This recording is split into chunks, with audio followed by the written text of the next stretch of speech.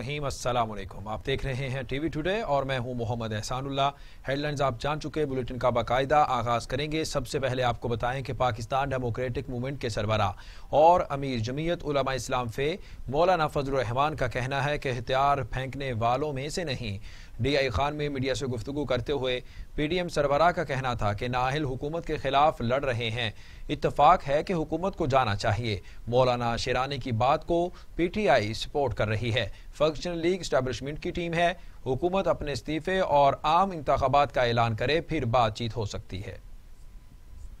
मेरे ख्याल में जब एक दफ़ा मीटिंग बुला ली गई है तो पहले अपने राय को आम कर देना शायद मुनासिब नहीं होता। ये जल्द से खुद बता रहे हैं कि हुकूमत इमरान की नाजायज़ हुकूमत के हवाले से, नाअहल हुकूमत के हवाले से, अवाम दुश्मन हुकूमत के हवाले से हमें अब तक मुतमईन नहीं कर सकी है। इसीलिए तहरीक आगे बढ़ रही है, इसीलिए तो पब्लिक का जो इश्तिहार है वो आगे बढ़ रहा है कि ये लोग पब्लिक को मुतमईन करने की सलाहियत से ही मालूम है। ताहम हमारा मौक़िफ़ बड़ा वाज़ेह है कि हुकूमत पहले अपने इस्तीफे का ऐलान करे, आम इंतखाबात दोबारा कराने का ऐलान करे, फिर तरीक़ाकार पर अगर कोई तजवीज़ वो चाहते हैं कि बात हो सके।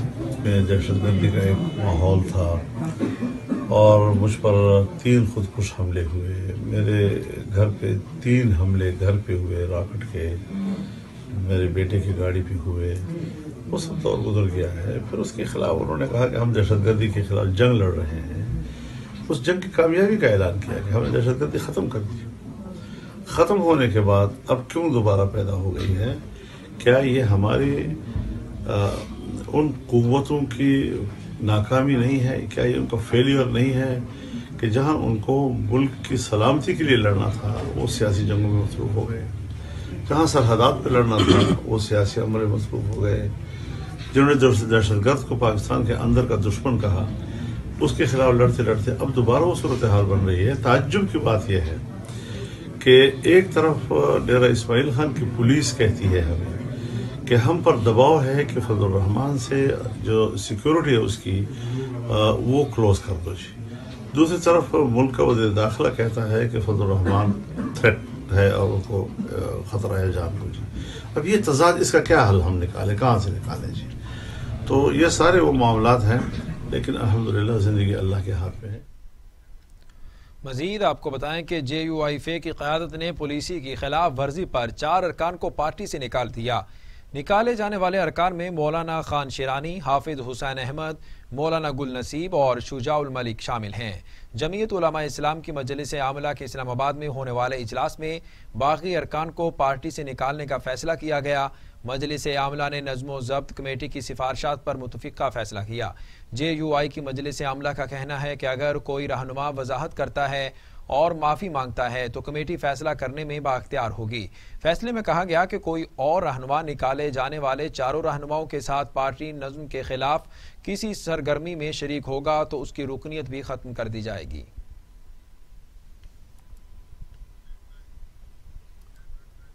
तो दूसरी जानब इलेक्शन कमीशन की जानिब से ऐलान करदा ज़िमनी इंतखाबात हुकूमत मुखालिफ इत्तेहाद पाकिस्तान डेमोक्रेटिक मूवमेंट के लिए इम्तिहान बनने लगा।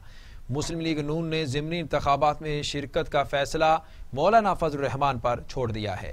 पाकिस्तान पीपल्स पार्टी और मुस्लिम लीग नून ज़िमनी इंतखाबात के हक में हैं और हुकूमत के लिए मैदान खाली नहीं छोड़ना चाहते, जबकि जमीयत उलमा इस्लाम फे और अवामी नेशनल पार्टी ज़िमनी इलेक्शन में हिस्सा लेने की मुखालिफ हैं, जबकि PDM की बाकी जमातें PDM के फैसले पर मुत्तफिक हैं।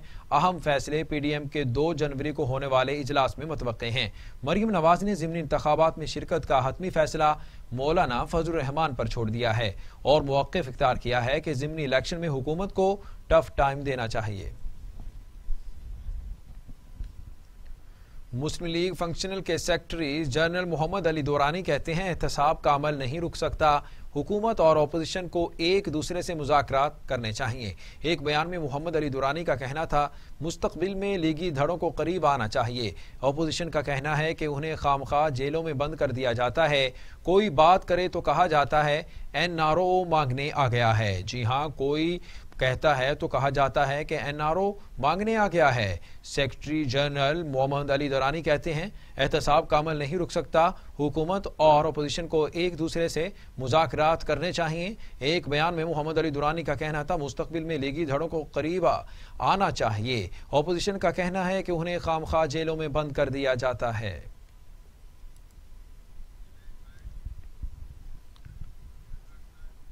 بلیٹن میں بات کریں گے حکومت کی اتحادی جماعت ایم کیو ایم پاکستان کے رہنما خالد مقبول صدیقی پھٹ پڑے، کہتے ہیں کراچی کے ساتھ ناانصافی کی جا رہی ہے، کراچی ٹیکس نہ دے تو تنخواہیں کہاں سے ادا کی جائیں گی؟ ہمیں کہا گیا کابینہ میں موجودگی حکومت اور جمہوریت کو مستحکم کرنے کا باعث بنے گی۔ حکومت میں شمولیت کے لیے پہلا نقطہ مردم شماری کا تھا۔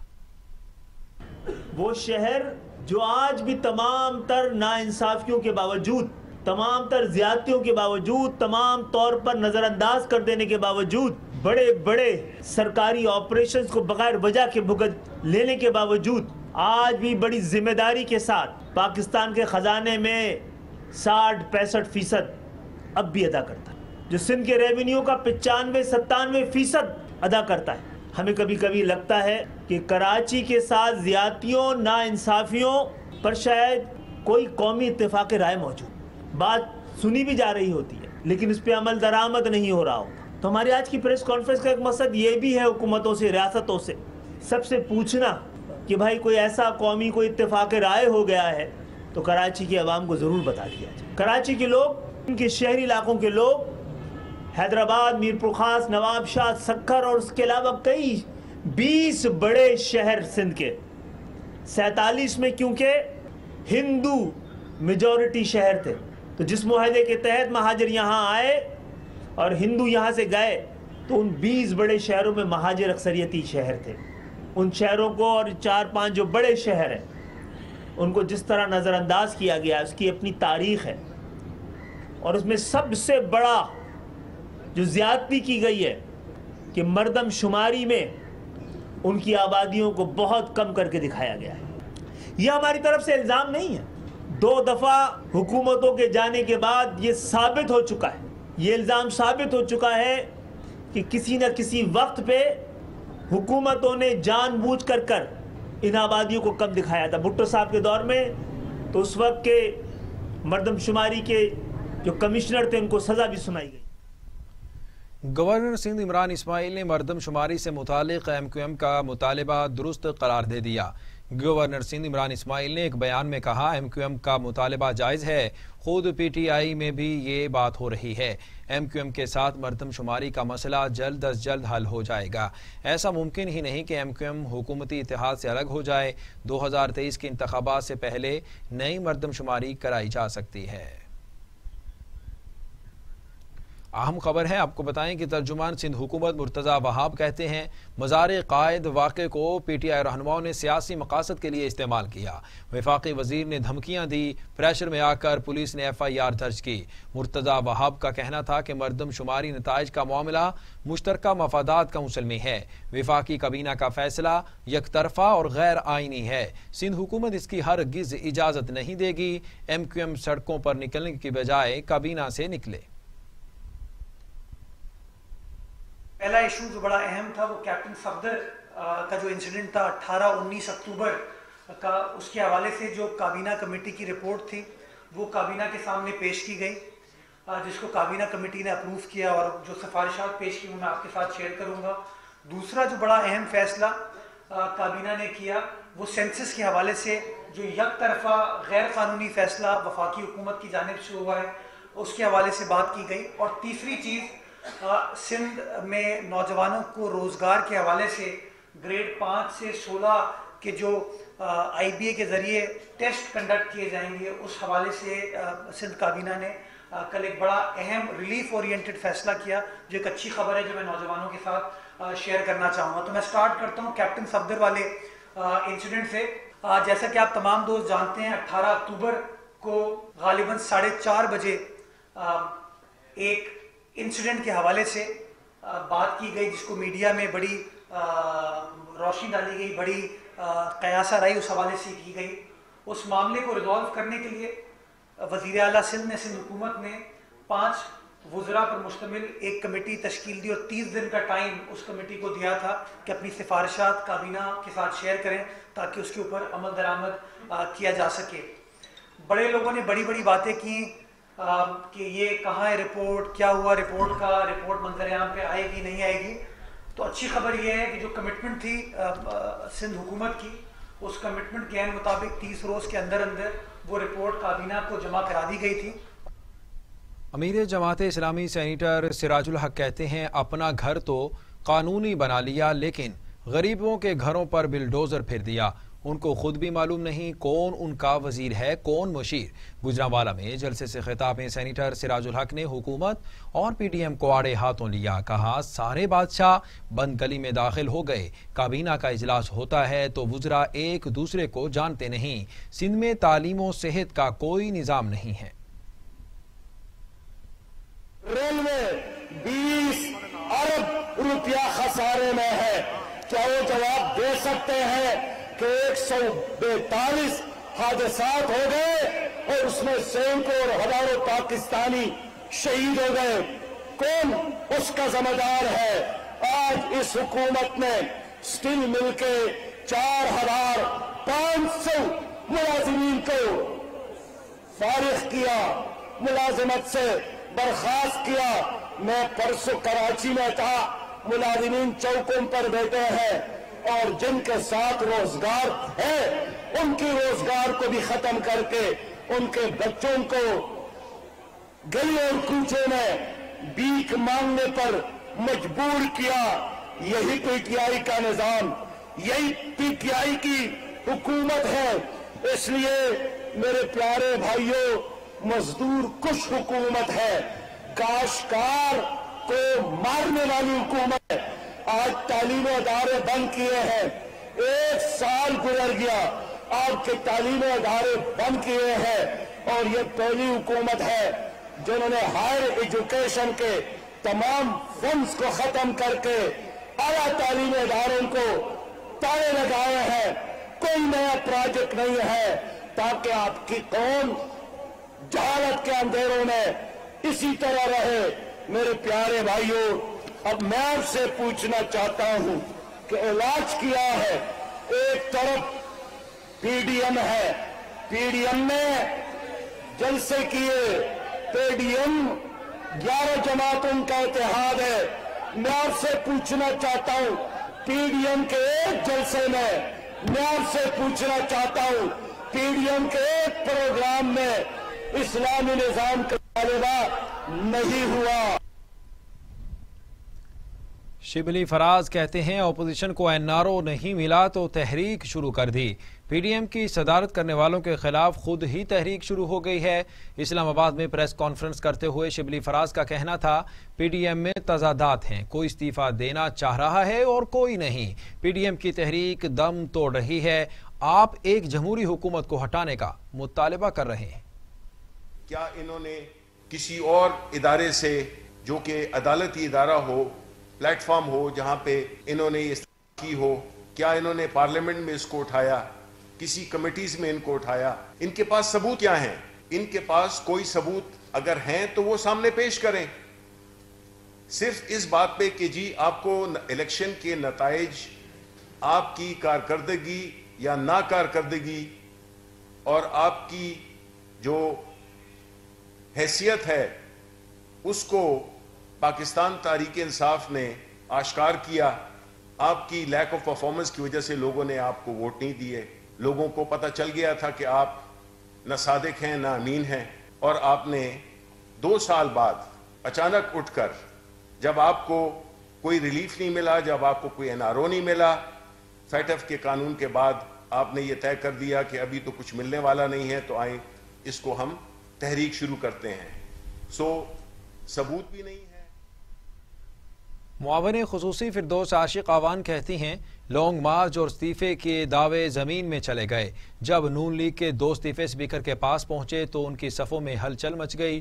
ایک تقریب سے خطاب کرتے ہوئے فردوس عاشق آوان کا کہنا تھا ان نوبت یہاں تک آ پہنچی گئی ہے کہ شہباز شریف مذاکرات اور مریم نواز احتجاج کی بات کر رہی ہیں. رہی بات مولانا فضل الرحمان کی تو ان کا ڈنکا شیرانی صاحب نے بجا دیا ہے. ملاوٹ مافیا، ظہیرہ اندوز اور مصنوعی بحران اور قلت پیدا کرنے والا یہ جو مائنڈ سیٹ ہے، یہ قائد اعظم کے پاکستان کی نفی کر رہے ہیں، اور اس مافیا کو للکارنا، اس کو شکست دینا اور اس نظام کو بدلنا ہی پاکستان تحریک انصاف کا سب سے بڑا چیلنج ہے۔ وزیر اعلیٰ عثمان بزدار کی قیادت میں ہم اس مافیا سے ٹکرا رہے ہیں، اور انشاءاللہ اس کو ملیا میٹ کیے بغیر ہم چین سے نہیں بیٹھیں گے، کیونکہ جو عوام اور عوام کی سہولتوں کے درمیان روڑے اٹکائے گا، بیریئر کھڑا کرے گا، وہ نہ عوام کا خیر خواہ ہے اور نہ پاکستان کا کسی صورت بھی۔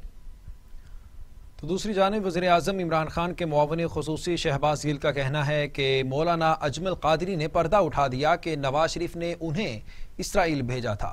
شہباز گل نے ایک ٹویٹ میں کہا، مریم صفدر کے ٹویٹر پر اقرار کے بعد کہ میاں نواز شریف نے 2 بار وفد اسرائیل بھیجا، اب مولانا اجمل قادری کا اعتراف کیا کہ سابق وزیر اعظم کے اسرائیل بھیجے جانے والے وفد میں وہ بھی شامل تھے۔ شہباز گل نے کہا، جھوٹ مکر فریب میں ماہر مریم صفدر سے اب قوم سوال پوچھتی ہے کہ نواز اسرائیل کا ایجنٹ کیوں بنا۔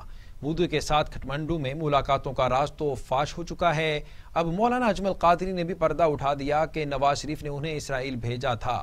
اب سمجھ آئی کہ نواز دن رات پاکستانی فوج کے خلاف زہر کیوں اگلتا ہے۔ اب قوم جاننا چاہتی ہے کہ یہ کھیل کب سے کھیلا جا رہا ہے۔ کم بیک بریک کے بعد آپ کو بتائیں کہ وفاقی حکومت نے نون لیگ کے سینئر رہنما شاہد خاقان عباسی کو بیرون ملک جانے کی اجازت دے دی۔ وزارت داخلہ کی طرف سے ایک سمری منظور کی گئی ہے، جس کے مطابق وفاقی حکومت نے سابق وزیر اعظم شاہد خاقان عباسی کا نام ECL سے نکال دیا ہے اور انہیں بیرون ملک جانے کی اجازت دے دی ہے۔ شاہد خاقان کا نام نیب کی سفارش پر ECL میں ڈالا گیا تھا۔ شاہد خاقان عباسی کو بیرون ملک جانے کے لیے 1 ٹائم اجازت دی گئی ہے۔ شاہد خاقان اپنی ہمشیرہ کی عیادت کے لیے بیرون ملک جائیں گے۔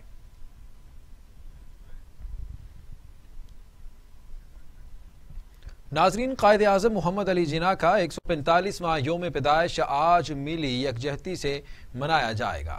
دن کا آغاز نماز فجر کے بعد خصوصی دعاؤں سے ہوا۔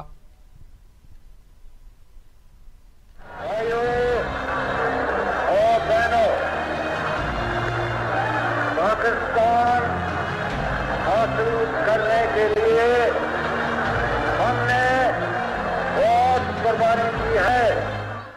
یہ گرجتی دشمن کو للکارتی آواز فکر و شعور کے علم بردار معتبر نامور وکیل سیاستدان قائد اعظم محمد علی جناح کی ہے۔ آپ نے 25 دسمبر 1876 کو کراچی میں آنکھ کھولی، ابتدائی تعلیم حاصل کرنے کے بعد اعلیٰ تعلیم کے لیے بیرون ملک کا سفر شروع کیا، جہاں سے لا کی تربیت حاصل کرنے کے بعد قائد اعظم محمد علی جناح نے ممبئی ہائی کورٹ میں بطور وکیل خود کو رجسٹر کروایا۔ اس دوران والدہ کے انتقال نے آپ کو گہرا صدمہ دیا۔ قائد اعظم محمد علی جناح نے اپنی سیاسی زندگی کا آغاز سن 1906 میں انڈین نیشنل کانگریس میں شمولیت سے کیا۔ انڈین نیشنل کانگریس کی تنگ نظری کے باعث قائد اعظم محمد علی جناح نے 1913 میں برصغیر کے مسلمانوں کی ترجمان جماعت آل انڈیا مسلم لیگ میں شمولیت اختیار کر لی۔ آپ نے سیاست کے ابتدائی ادوار میں ہندو مسلم اتحاد کے لیے کام کیا۔ قائد اعظم نے مسلمانوں کی حالت زار کو بہتر بنانے میں بہت سا کام کیا۔ 1929 میں برصغیر کے مسلمانوں کی ترجمانی کرنے والے مشہور 14 نکات پیش کیے۔ ہندوستان کے لوگوں کو لیڈ کرنے، انگریزوں سے چھٹکارا دلوانے کے لیے کی گئی جدوجہد کے باعث سن 1938 کو قائد اعظم کا لقب دیا گیا۔ آپ کو طالب علموں اور نوجوان نسل سے بہت سی امیدیں وابستہ تھیں، یہی وجہ ہے کہ اپنی زیادہ تر تقریروں سے اپنے سے زیادہ نوجوانوں سے مخاطب ہوئے تھے۔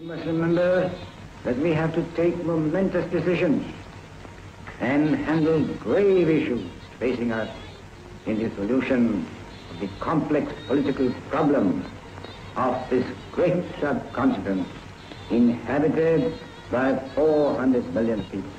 I pray to God that this critical moment He may guide us and enable us to discharge our responsibilities in a wise and statesmanlike. 23 March 1940 کو منٹو پارک میں علامہ اقبال کے خواب کو سچ ثابت کرنے کے لیے قرارداد پاکستان منظور کی گئی، جس میں بر صغیر کے مسلمانوں کے لیے الگ وطن کے حصول کا باقاعدہ طور پر اعلان کیا گیا۔ We want the division of India into Hindustan and Pakistan because that is the only practical solution which will secure freedom for both Hindus and Muslims and the achievement of stable and enduring governments of Hindustan and Pakistan. اپنی صحت کو خاطر میں لائے بغیر آپ حصول پاکستان کے لیے جدوجہد کرتے رہے. یہی وجہ ہے کہ آپ کو بے شمار بیماریوں نے گھیر لیا تھا. شاید تب تک آپ اپنا کام مکمل کر چکے تھے. آپ 11 ستمبر 1948 کو دنیا فانی سے کوچ کر گئے. یوں بھی ہمیں آزادی کی دنیا ہوئی حیران، اے قائد اعظم تیرا احسان ہے. مسیحی برادری کرسمس مذہبی جوش و جذبے سے منا رہی ہے. گرجا گھروں کو برقی قمقموں اور پھولوں سے سجایا گیا ہے. تقریبات میں ملک کی سلامتی کے لیے خصوصی دعائیں مانگی گئیں. کرسمس کے تہوار پر مسیحی برادری خوشی سے سرشار ہے. ملک بھر کے گرجا گھروں میں خصوصی عبادات کا اہتمام کیا گیا.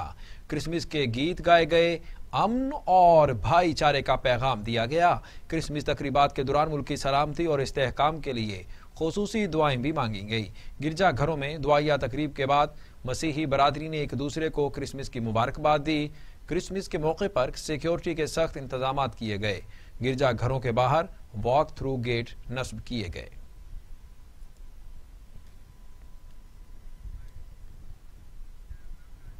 آگے بڑھیں گے. آپ کو بتائیں کہ پاک فوج کے سربراہ جنرل قمر جاوید باجوہ کہتے ہیں دنیا کی کوئی طاقت پاکستان کو ختم نہیں کر سکتی. D G I S P R کے مطابق army chief general Qamar Javed Bajwa نے قائد اعظم کے یوم پیدائش کے موقع پر اپنے پیغام میں کہا دنیا کی کوئی قوت پاکستان کو ختم نہیں کر سکتی. پوری قوم قائد کا یوم پیدائش بھرپور جوش و جذبے سے منا رہی ہے. پوری قوم آج کے دن اس عہد کی تجدید کر رہی ہے کہ قائد کی امید، جرت اور اعتماد کے پیغام پر عمل پیرا ہیں.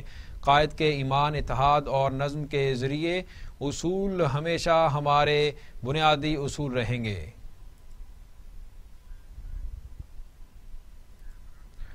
وفاقی وزیر اینٹی نارکوٹکس اعجاز شاہ نے کہا ہے کہ عمران کی شکل میں پاکستان کو پہلا نیک وزیر اعظم ملا ہے. اعجاز شاہ نے کہا 3 بار وزیر اعظم رہنے والے اب بھی انگوٹھا لگاتے ہیں. سیاست دانوں کی اکثریت کو 2 کا پہاڑا بھی نہیں آتا. عمران خان کی شکل میں پاکستان کو پہلا نیک اور سچ بولنے والا وزیر اعظم ملا ہے. لہٰذا سچ بولنے پر میڈیا کو وزیر اعظم کی تعریف کرنی چاہیے. وفاقی وزیر کا مزید کہنا تھا کہ ایس ایچ او صحیح ہوں تو علاقے میں منشیات فروخت نہیں ہو سکتی. منشیات کیس میں ایس ایچ او کا نام بھی درج کروانے کے لیے قانون میں ترمیم ہونی چاہیے. اس سلسلے میں 30 دسمبر کو وزیر اعظم سے ملوں گا.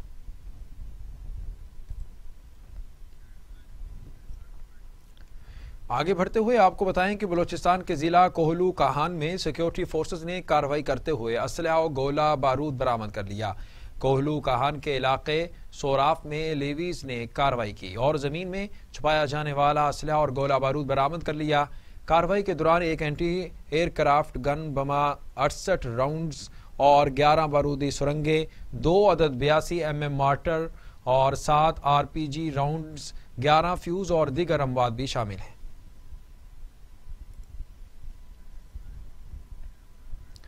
قاتل وائرس کی بات کریں. آپ کو بتائیں کہ لاپرواہی اور بے احتیاطی نے کورونا کو بے قابو کر دیا. دوسری لہر میں اموات بڑھنے لگی. 24 گھنٹوں میں مزید 85 مریضوں کے انتقال نے خطرے کی گھنٹیاں بجا دی ہیں. اموات کی تعداد 9753 ہو گئی. مزید 2152 افراد میں کورونا کی تشخیص سے مریضوں کی تعداد 4,67,222 ہو گئی. 4,19,000 سے زائد مریض صحتیاب ہو چکے. 38,511 مریض زیر علاج ہیں. پاکستان میں کورونا سے ایک روز میں 85 مریضوں کا انتقال ہو گیا. پنجاب میں 3,831، سندھ میں 3,440، خیبر پختونخوا میں 1,585، بلوچستان میں 181، بلتستان میں 101، آزاد کشمیر میں 213، اسلام آباد میں 402 مریض انتقال کر چکے. 24 گھنٹوں میں مزید 2,152 افراد میں وائرس کی تشخیص ہوئی. پنجاب میں 1,34,345، سندھ میں 2,08,514، خیبر پختونخوا میں 56,544، گلگت بلتستان میں 4,000، اسلام آباد میں 36,000 اور آزاد کشمیر میں 8,103 مریض ہو چکے. مزید آپ کو بتائیں کہ دنیا بھر میں کورونا سے ہلاکتوں کی تعداد 17,52,000 ہو گئی. مریضوں کی تعداد 8 کروڑ ہو چکی ہے. 5 کروڑ 63 لاکھ مریض صحتیاب ہو چکے. وبائی کرونا وائرس کے وار جاری. امریکہ اور یورپ میں تاحال کورونا کو کنٹرول نہ کیا جا سکا. امریکہ میں 3,37,000، برازیل میں 1,90,000، بھارت میں 1,47,000، میکسیکو میں 1,21,000، روس میں 54,000، فرانس میں 62,268 اور سعودی عرب میں 6,168 اموات ہو چکی ہیں.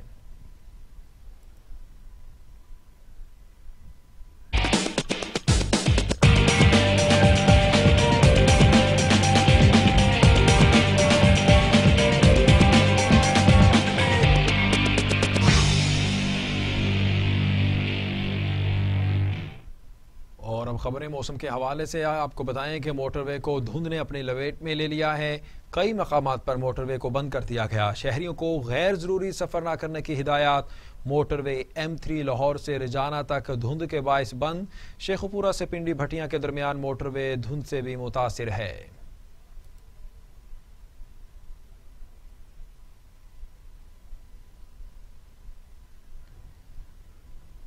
نیوز اسٹوڈیو سے اب تک کے لیے اتنا ہی. مزید خبروں اور اپڈیٹس کے لیے دیکھتے رہیے